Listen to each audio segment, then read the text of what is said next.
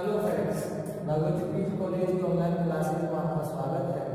आज हम PSC third year के अंतर्गत श्वसन तंत्र पढ़ेंगे।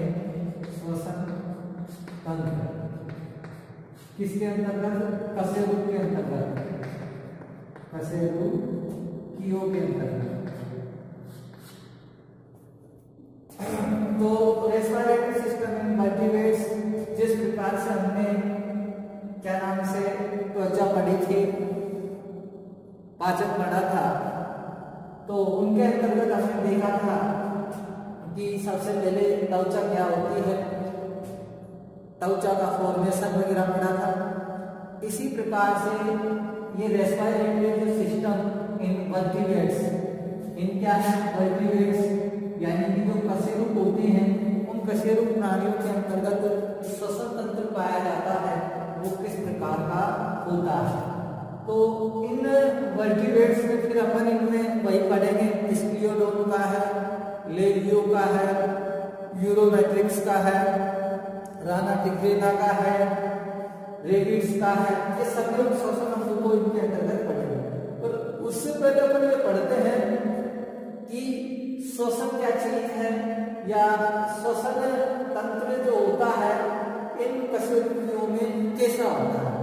तो सबसे पहले ध्यान देंगे कि भाई जो शरीर होता है, उस शरीर को कोशिका, यानी शरीर के अंतर्गत जो कोशिकाएं होती है, शरीर के अंतर्गत जो सेल्स होती है, इन सेल्स को कार्य करने के लिए किसकी आवश्यकता होती है? इनको कार्य करने के लिए ऊर्जा की आवश्यकता होती है। अपन ये अच्छी तरीके से जानते हैं कि जो वर्टिब्रेट्स होते हैं उनके अंतर्गत सेल्स पाई जाएगी, उन सेल्स कार्य करेंगी और कार्य करने के लिए ऊर्जा की क्या होती है? आवश्यकता होती है। अब इस ऊर्जा को हम किससे प्राप्त करते हैं? ये ऊर्जा होती है, ऊर्जा हमें खाद्य पदार्थों से प्राप्त होती है। खाद्य पदार्थ होते हैं, उन पदार्थों से क्या होगी? प्राप्त होगी, से प्राप्त। परंतु इसे प्राप्त करने के लिए खाद्य पदार्थों का एक करने की प्रक्रिया होती है, उस प्रक्रिया का नाम क्या है? ऑक्सीकरण। खाद्य पदार्थों का ऑक्सीकरण किया जाता है। अब इस ऑक्सीकरण के फलस्वरूप ऊर्जा और कार्बन डाइऑक्साइड है वो क्या होती है? मुक्त होती है। यानी कि जैसे ही ऑक्सीजन की उपस्थिति में ये जैसे खाद्य पदार्थ है, इन खाद्य पदार्थों का क्या होगा? ऑक्सीजन की उपस्थिति में ऑक्सीकरण की क्रिया होगी। ऑक्सीकरण की जैसे क्रिया होगी तो यहाँ से आपको ऊर्जा प्लस CO2 यानी कि जो कार्बन डाइऑक्साइड है वो निर्मुक्त होगी। तो ये जो CO2 होता है वो अपशिष्ट पदार्थ के रूप में होता है। तो अब यहाँ से हम जैसे आगे बढ़ते हैं तो किसी तरह जंतुओं को जीवित रहने के लिए ऑक्सीजन की आवश्यकता होती है, और ऑक्सीजन को एक मार्ग के द्वारा अंदर लिया जाता है, और उस ऑक्सीजन जो अंदर ली हुई है उसका क्या कर लिया जाता है? खाद्य पदार्थ का ऑक्सीकरण में उपयोग कर लिया जाता है, और जो उससे निर्मुक्त CO2 है वो उसी मार्ग में आ जाती है, और उसी मार्ग के द्वारा CO2 को क्या बाहर निकाल दिया जाता है। तो ये जो मार्ग यानी कि ऑक्सीजन को लेना और CO2 को बाहर छोड़ने का जो मार्ग है, जो तंत्र है, जो इसमें कार्य करने वाले अंग है, वो किसके अंतर्गत आते हैं? श्वसन तंत्र के अंतर्गत आते हैं। तो इनको हम श्वसन तंत्र के अंतर्गत आएंगे। और निष्कर्ष ये जो श्वसन तंत्र है वो कशेरुक प्राणियों में इसके लिए निम्न संरचनाएं पाई जाती हैं। तो अपन यहाँ लिख सकते हैं कशेरुकों में, कशेरुक प्राणियों में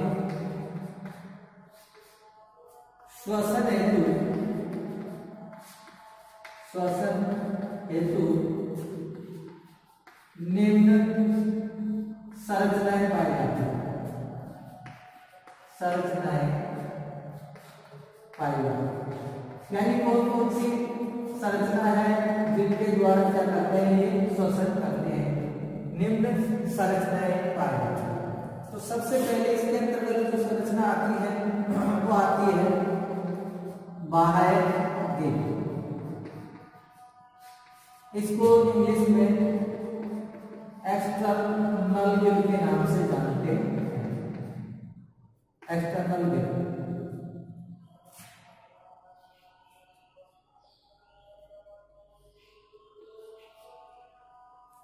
उसके बाद में दूसरी इसके अंतर्गत आती है भीतरी गिल, जिसको इंटरनल गिल के नाम से जानते हैं। तीसरी जो इसके अंतर्गत जो संरचना आती है वो बाह्य गिल हो गया, भीतरी गिल हो गया। उसके बाद में इसमें तीसरी संरचना का नाम है वायु आशय, एयर ब्लैडर, एयर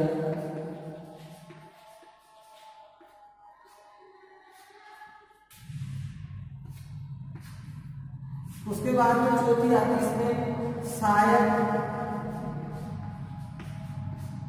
श्वसन, सहायक श्वसन अंग है, जिसको अपन बोल सकते हैं एसेसरी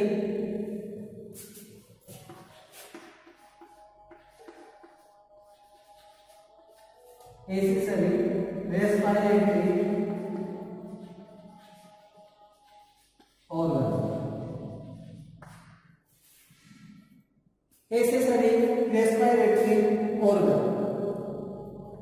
और एसेसरी रेस्पिरेटरी जो ऑर्गन है उसके बाद में जो आने वाली जो संरचना है वो है आपके पास कौन सी, मुख गुहा, मुख गुहा एवं ग्रसन, बकल कैविटी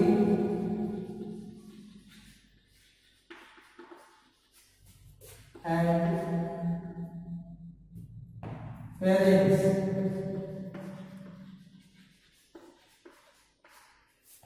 बकल कैविटी है एंड क्या है, फेरेंस है। उसके बाद में 6 नंबर पर आती है इसमें त्वचा, जिसे स्किन के नाम से जानते हैं। और 7 नंबर पर आती है इसमें फुफ्फुस,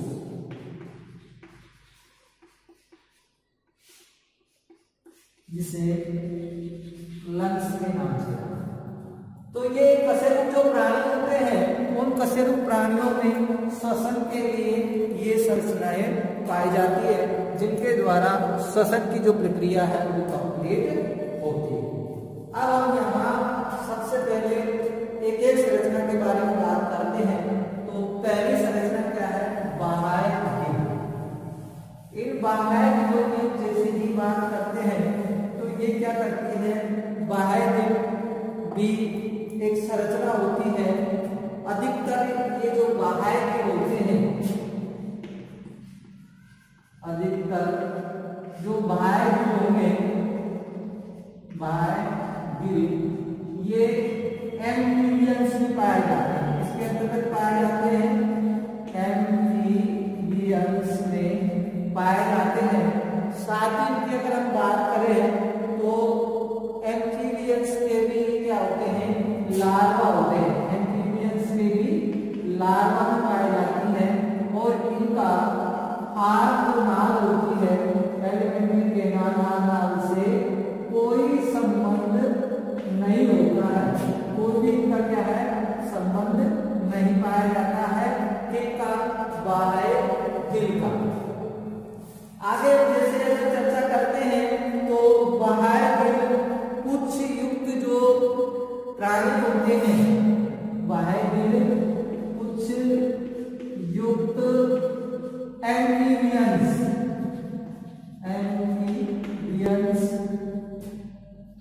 में जीवन भर रहते हैं, जीवन भर बात करते हैं, जीवन भर भी ये रहते हैं, और इनका जो निर्माण होता है वो निर्माण किसके द्वारा होता है? जो ग्रसनी है उस ग्रसनी की अधिचर्म से होता है। एपिडर्मिस जो होती है अधिचर्म है उनसे इनका निर्माण होता है। और ये पॉलीप्टेरस के लार्वा में बाह्य गिल पाए जाते हैं।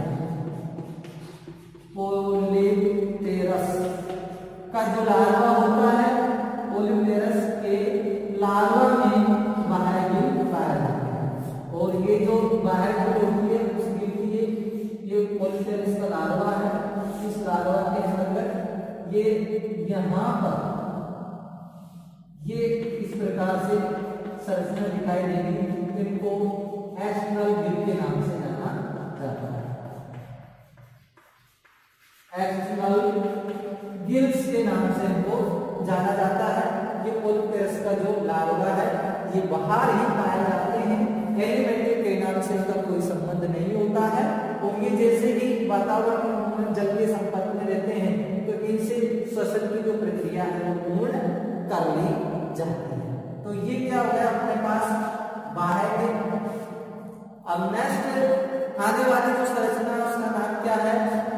आंतरिक गिल है, जिसे अपन भीतरी गिल के नाम से भी जाना जाता है।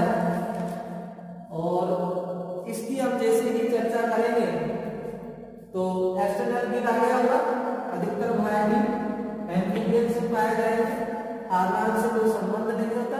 और कुछ एम्फीबियंस उसमें जीवन भर रहते हैं। इनका निर्माण ग्रसनी की अधिचर्म से होता है। और ये इनकी क्या है? संरचना। इसके बाद में हमारा सेकेंड जो आता है इंटरनल गिल, जिसे भीतरी गिल के नाम से जाना जाता है। सेकेंड नंबर का है अपना भीतरी गिल। भीतरी गिल जिसे इंटरनल गिल के नाम से जाना जाता है। ये इंटरनल गिल्स जो होते हैं ये तो पानी में रहने वाले जंतुओं में पाए जाते हैं। पानी में जो भी जंतु रहेंगे उनके अंतर्गत आंतरिक गिल पाए जाते हैं। साथ ही इनका जो निर्माण होता है वो जो ग्रसनी है, युग्मित ग्रसनी की दीवार, इसमें आप लिख सकते हैं युग्मित ग्रसनी की युग्मित चर्म से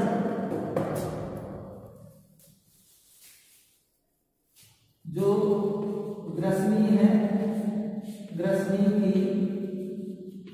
युग्मित चर्म।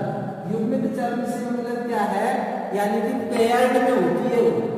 उस युग्मित चर्म में कौन सी होगी? एक तो होगी इसमें अंतःफलन या बाह्य वृद्धि, और एक इसके अंतर्गत होती है अंतःवृद्धि। यानी कि कहने का मतलब ये जैसे ये ग्रसनी है और ग्रसनी की ये चर्म है पेयर्स में होती है। अब इसके अंतर्गत इस प्रकार से बाह्य फिर आंतरिक, ये बाह्य होगी, ये मतलब ये तो बाह्य और यहाँ से आंतरिक, ये बाह्य। इस प्रकार से इसमें क्या होते हैं? बल्ब या फोल्ड बनते जाते हैं, जिससे इनका क्या होता है? निर्माण होता जाता है। साथ ही हम बात करते हैं स्प्लेन को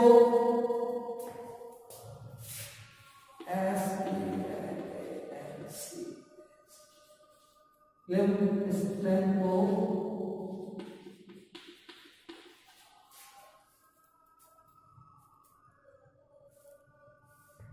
दोनों जो गिल दरारें होती है, प्रत्येक दो गिल दरारों के मध्य में, यानी कि एक तो आपके पास जैसे ये गिल दरार है, एक दूसरी ये गिल दरार है, इन दोनों गिल दरारों के मध्य में इस प्लेन को क्रेनियम, इस प्लेन को क्रेनियम कपाल की क्या पाई जाती है?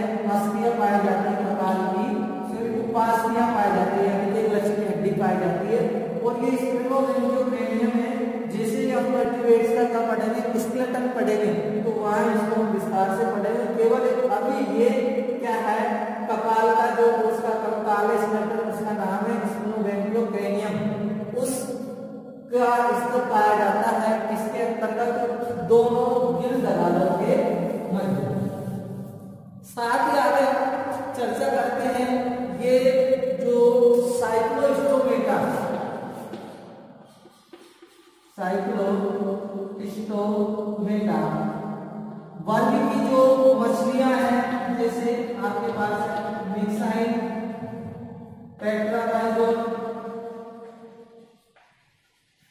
इनके अंतर्गत इनर गिल यानी कि भीतरी गिल पाए जाते हैं, इंटरनल गिल है इनके अंतर्गत पाए जाते हैं। तीसरी जो हमारी संरचना आती है जिसे हम वायु आशय के नाम से जानते हैं, इसके नाम से जानते हैं वायु आशय, जिसे एयर ब्लैडर कहते हैं। एयर ब्लैडर को मैंने जब मछलियों का पहली यूनिट के अंतर्गत मैंने मछलियों के अंतर्गत क्या बताया था आपको, एडेप्टर यानी कि अनुकूलन बताया था, और वहां पर हमने सेल भी पढ़े थे, उनके जो इलेक्ट्रिक ऑर्गन भी पढ़े थे, उसी के साथ साथ हमने एयर ब्लैडर यानी कि वायु आशय भी पढ़े थे। तो इन्हें भी हम तैरने में सहायक या सहायक सिस्टम होते ही हैं, साथ ही ये तैरने में भी सहायक होते हैं, यानी कि इनके द्वारा जो फिश वगैरह होती है वो तैर भी लेती है और ये क्या करती है, श्वसन का कार्य भी करती है। अब हम इसकी बात करते हैं कि जितने भी अस्थिर मछलियां होती है यानी कि बोनी फिश होगी, जो बोनी फिश होगी वो बोनी फिश के अंतर्गत एयर ब्लैडर पाए जाते हैं, और इन एयर ब्लैडर का जो निर्माण होता है आप जानते होंगे, जो ईसोफेगस है उस ईसोफेगस में क्या हो जाती है, अतिवृद्धि हो जाती है, और उस अतिवृद्धि होने के साथ साथ फिर एयर ब्लैडर का क्या हो जाता है, निर्माण हो जाता है। साथ ही इसके अंतर्गत ये जोड़ने वाली जो नलिका होती है ईसोफेगस और लिम्फेटिक के नाम को, इसको क्यूमेटिक डक्ट के नाम से जाना जाता है, यानी कि बात सही आशय के नाम से इसको जाना जाता है। अब ये जो एयर ब्लैडर होते हैं प्रारंभ में तो ये पास में होते हैं, परंतु ये बाद में धीरे धीरे देह के पृष्ठ गुहा के पृष्ठ और पेरिटोनियम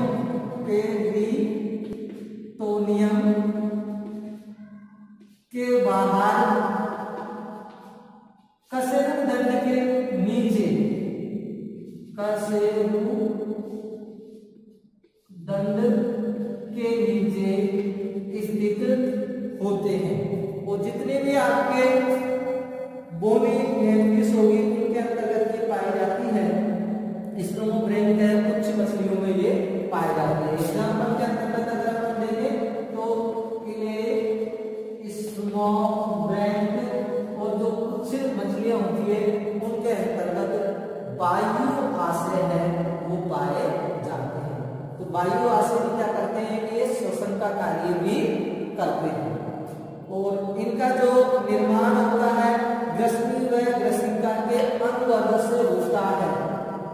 मैंने नहीं लिखा है तो यहाँ लिख देता हूँ, इनका जो निर्माण है वो ग्रसनी एवं ग्रसिका के अंगवर्ग यानी कि निर्माण जो होता है वो ग्रसनी व ग्रसिका के अंगवर्ग का मतलब वही है, इसमें जो ग्रसनी और जो ग्रसिका की जो दीवारें होती है उन्हीं के अंतर्गत ये अंतर्वृद्धि बाहर वृद्धि करके, और ये इस प्रकार से इस लेक्चर है बना देते थे। इनकी जो बाहर वृद्धि होती है यानी कि फोल्ड बलन की जो प्रक्रिया होती है उसको अंतर्वर्ग के नाम से जाना जाता है। तो तीन अपने कंप्लीट हो गए, बाह्य गिल, भीतरी गिल और एक कौन सा है इसके अंतर्गत आंतरिक गिल। अब अपना तीन होने के बाद में चौथी जो संरचना आती है वो आती है सहायक श्वसन अंग।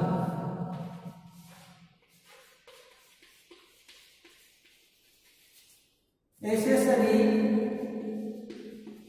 Respiratory organs.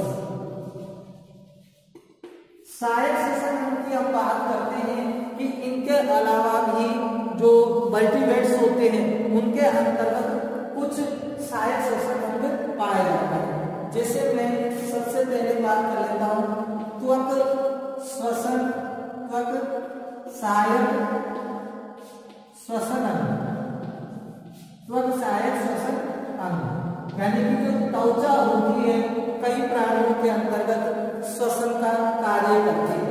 जैसे कि एंजुला एक मछली है, उसके अंतर्गत ये क्या करती है, श्वसन का कार्य करती है। त्वचा होती है वो एंजुला के अंतर्गत श्वसन का कार्य करती है, यानी कि उनकी जो त्वचा होगी वो एक वेस्कुलरी टाइप की होगी, यानी कि संवहनी प्रकार की होती है, वेस्कुलरी टाइप की। इसमें क्या होता है, रक्त वाहिनियों का क्या होता है, जाल होता है, और इस जाल के द्वारा है जो श्वसन की प्रक्रिया वो पूर्ण हो जाती है। दूसरे हम सहायक श्वसन की जैसे ही चर्चा करते हैं तो इसके आते हैं पुच्छ फिन द्वार, पुच्छ फिन द्वार। कुछ मछलियां ऐसी होती है जिनके जो पुच्छ होता है उस पुच्छ से क्या होता है, श्वसन का कार्य होता है। मड स्पीकर, मड स्पीकर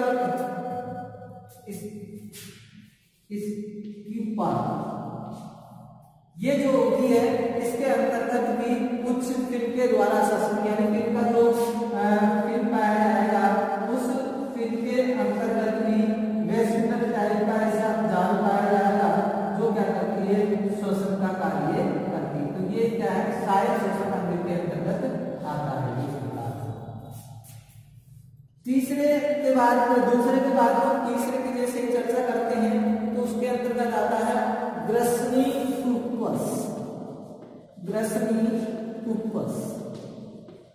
कुछ मछलियां ऐसी होती है जिनकी जो ग्रसनी होती है, जो ग्रसनी होती है उसके अंतर्गत ही टूपस जैसी संरचनाएं पाई जाती है जो क्या करती है, श्वसन का कार्य करती है, लंग्स की भांति वो कार्य करती है।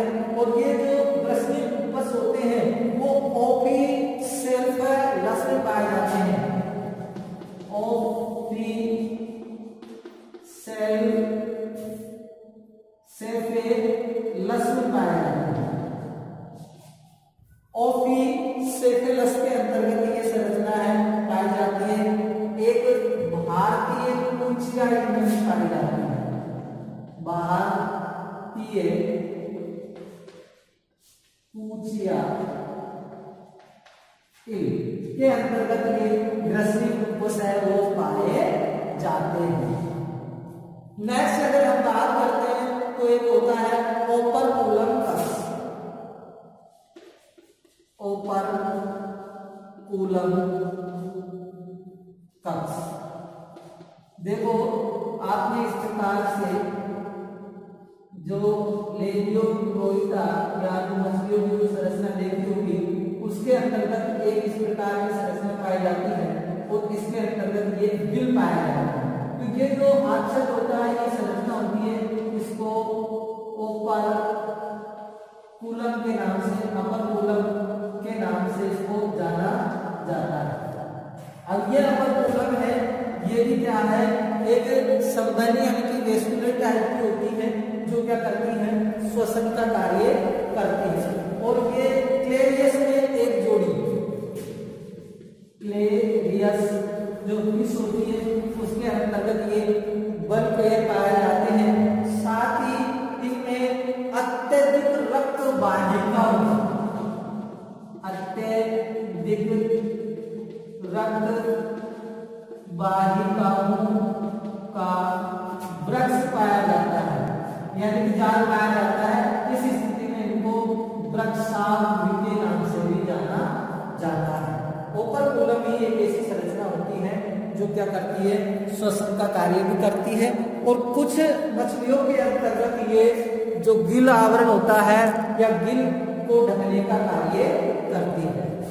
उसके बाद में हम जैसे आगे चलते हैं तो अपने आ जाता है 5th नंबर पर त्वचा स्किन के द्वारा, जैसे कुछ एम्फीबियंस होते हैं, ये एंगुला मछली होती है, इनमें भी श्वसन क्या नाम से त्वचा के द्वारा श्वसन छठे नंबर पर आ जाता है अपने पास फुफ्फुस। और ये जो फुफ्फुस होता है, ये स्किन के द्वारा या अपन जो फुफ्फुस की बात करते हैं तो ये फुफ्फुस द्वारा जो अधिकतर जो श्वसन होता है वो होता है एम्नियोटा। एम्नियोटा का मतलब होता है उच्च कशेरुक प्राणी होते हैं जिन्हें चतुष्पाद के नाम से जाना जाता है, टेट्रापोड्स के नाम से जाना जाता है। अब इसके अंतर्गत जो आने वाले होते हैं उसके अंतर्गत वो आते हैं अपने पास, एक तो रेप्टिलिया आ जाएंगे, एविज आ जाएंगे, मैमल्स आ जाएंगे, पर यानी कि एम्नियोटा जो प्राणी होते हैं उनके अंतर्गत है ये फुफ्फुस है वो पाए जाते हैं। तो ये 6 संरचनाएं होती हैं कशेरुक प्राणियों में श्वसन का कार्य करती है।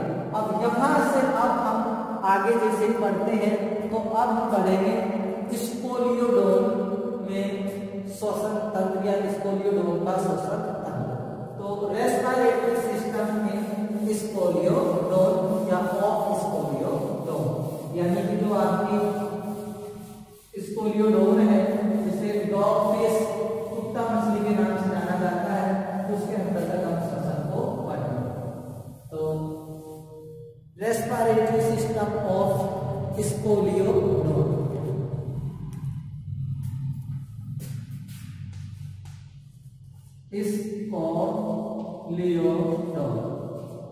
स्पोलियोडोन के अंतर्गत हम श्वसन तंत्र को पढ़ेंगे। तो देखेंगे स्पोलियोडोन जलीय श्वसन पाया जाता है। इसमें जैसे देखेंगे यहाँ पर स्पोलियोडोन में कौन सा श्वसन पाया जाता है, जलीय श्वसन है वो पाया जाता है, यानी कि प्रेजेंट रहता है। इससे नोटिफाई कर सकते हैं, पाया जाता है। अतः इनमें श्वसन के अंग के रूप में भी उनसे भीतरी गिल पाए जाते हैं। भीतरी जो गिल होंगी उनके द्वारा श्वसन की प्रक्रिया स्पोलियोडोन में होती है। और ये क्या करती है, जो समुद्र होता है उस समुद्र से घुली हुई O2 ऑक्सीजन को क्या करती है, ग्रहण करती है। ये स्पोलियोडोन की है। उसके बाद हम जैसे बात करते हैं तो स्पोलियोडोन के जो ग्रसनी के पार्श्व पर यानी कि स्पोलियोडोन की जो ग्रसनी होगी, ये ग्रसनी, इस ग्रसनी के पार्श्व पर आप रख सकते हैं स्पोलियोडोन की ग्रसनी के पार्श्व में गिल कोष्ठ पाए जाते हैं। क्या पाए जाते हैं बेटा, गिल कोष्ठ, यानी कि अपन कह सकते हैं गिल चैम्बर पाए जाते हैं। और उन गिल चैम्बरों के अंतर्गत गिल उपस्थित होते हैं और इनके द्वारा जो गिल कोष्ठ है इनमें क्या जाता है, जल जाता है।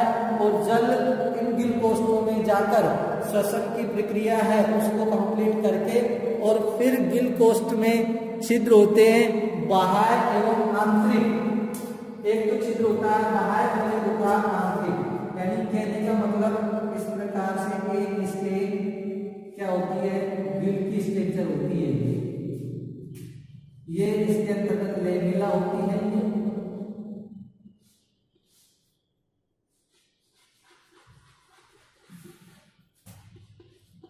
ये गिल लेमिना है,